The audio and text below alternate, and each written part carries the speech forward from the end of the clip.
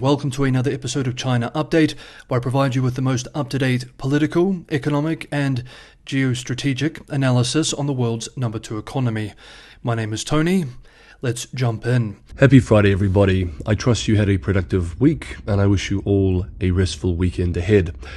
We jump in. A ban on popular short video platform TikTok could come as early as next week. This weekend, it is highly likely that the US House will vote on a foreign aid package for Israel, Ukraine, and Taiwan, which also includes provisions forcing a ban of TikTok if ByteDance does not divest. If those pass the House this weekend, they will pass the Senate and may become law by next week. In a very strong statement, Mike Johnson, US Speaker of the House, explained in a press interview why he had decided to risk his speakership to bring the foreign aid bill to a vote on Saturday, saying that, quote, "I think providing lethal aid to Ukraine right now is critically important. I really do. I really do believe the intel and the briefings that we've gotten. I believe Vladimir Putin, and Iran really are an axis of evil. I think they're in coordination on it." End quote. This is quite a statement, one which will likely anger Beijing. UK-based The Financial Times writes that people briefed on the TikTok bill said the only change from the earlier measure was that it gave the president the option to give ByteDance a one-time extension of 6 months. If the Senate passed the bill in the coming days, ByteDance would have to divest TikTok before the US presidential election in November.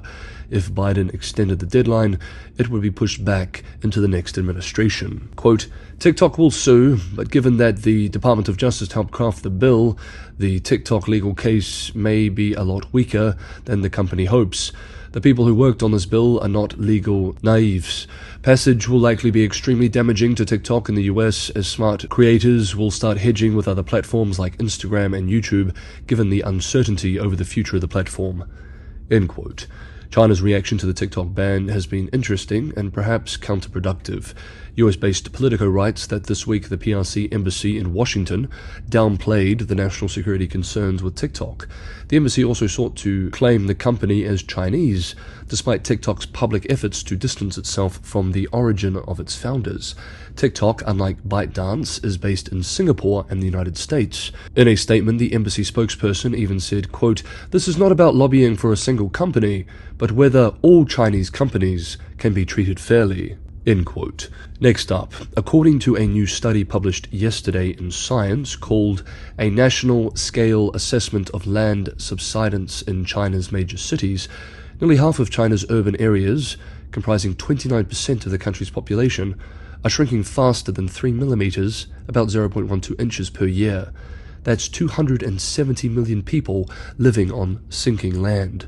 What's worse, 67 million people are living on land that is subsiding faster than 10 millimeters, 0.4 inches each year.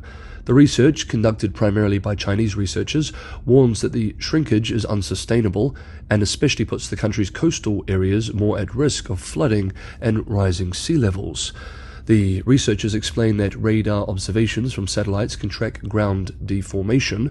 Over many years, radar can pick up even relatively small changes on the order of millimeters per year. The authors of the study used satellite observations to determine the extent of land subsidence across 82 major cities in China. The report concludes, quote, "China's massive wave of urbanization may be threatened by land subsidence. We provided a systematic assessment of land subsidence in all of China's major cities from 2015 through 2022. The subsidence appears to be associated with a range of factors such as groundwater withdrawal and the weight of buildings. By 2120, 22 to 26% of China's coastal lands will have a relative elevation lower than sea level, hosting 9 to 11% of the coastal population. Because of the combined effort of city subsidence and sea level rise, our results underscore the necessity of enhancing protective measures to mitigate potential damage from subsidence." End quote. Next up, we see significant moves in the Asia-Pacific, military moves in response to a more assertive China. If you're enjoying today's episode or getting some value from it, as always, it's a huge help if you can like and subscribe. This is the only way in which the channel can grow and be shown to new people.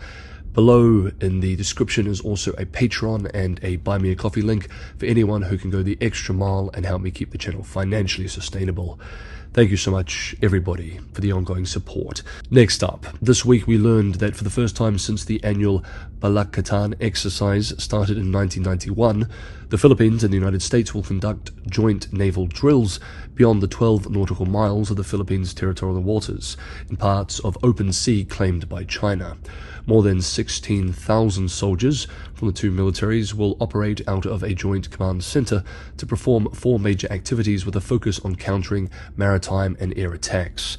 US-based The Washington Post writes that officials said in interviews that in one operation, troops will simultaneously secure 2 islands along the western and northern coasts of the Philippines before transporting high-mobility artillery rocket system launchers onto the islands for live-firing exercises.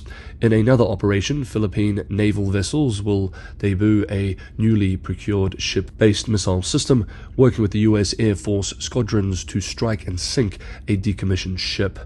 In one operation, troops will deploy out of Laulo Airport in Cagayan Province to secure one of the Philippines' northernmost islands facing Taiwan. Colonel Michael Lo-Gi-Ko, a spokesman for the Philippine military, said, quote, "The drills will simulate the armed recapture of island territories. If someone takes it, we will take it back." End quote. This is quite the escalation in military drills between the US and the Philippines, and it's clearly aimed at preparing for a conflict with China.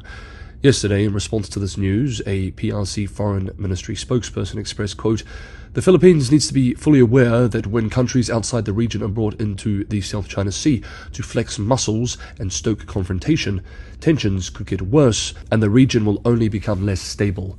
To hand over one's security to forces outside the region will only lead to greater insecurity and turn oneself into someone else's chess piece. We urge the Philippines to stop making maritime provocations." End quote. Meanwhile, another regional US ally, Australia, is also increasing defense spending and adjusting its military posture and policy to react to China as well. Australia-based The Australian reports this week that defence will get 330 billion Australian dollars, 190 billion US dollars worth of new weapon systems over 10 years, including long-range missiles, air and maritime drones, and enhanced air defences to deny potential adversaries the ability to attack the Australian mainland or deployed Australian forces. The announcement came on Wednesday in Canberra and was made with the release of a new national defence strategy, which warned of Beijing's growing military build-up and that tensions between China and the US had created an environment, quote, "where the risk of miscalculation is more ominous and the consequences more severe." End quote. The report argues that China's aggression in the Indo-Pacific underpins the new national defense strategy. To quote the report, quote, "Increasing strategic competition between the US and China is a primary feature of Australia's security environment and will likely have the greatest impact on the regional strategic balance. While it has global implications, this competition is sharpest and most consequential in the Indo-Pacific. As China's strategic and economic weight grows, Australia expects it will continue to seek to play a more prominent role in the region. This will include leveraging all elements of its power as it pursues its strategic objectives, including to change the current regional balance in its favor. However, China has employed coercive tactics in pursuit of its strategic objectives, including forceful handling of territorial disputes and unsafe intercepts of vessels and aircraft operating in international waters and airspace in accordance with international law. Some of China's initiatives in the Indo-Pacific also lack transparency around their purpose and scope. The risk of a crisis or conflict in the Taiwan Strait is increasing, as well as at other flashpoints, including disputes in the South and East China Seas and on the border with India. There is increasing competition for access and influence across the Indian Ocean, including efforts to secure dominance over sea lanes and strategic ports." End quote. The highly critical assessment of China's assertive military posture in the region comes despite the recent tentative stabilization of relations between the two countries, with China having removed most of its $20 billion in trade sanctions it imposed during the previous government. Okay, that is today's episode of China Update. Thank you so much, everybody, for watching. Have a good Friday, have a lovely weekend, and I will see you all tomorrow.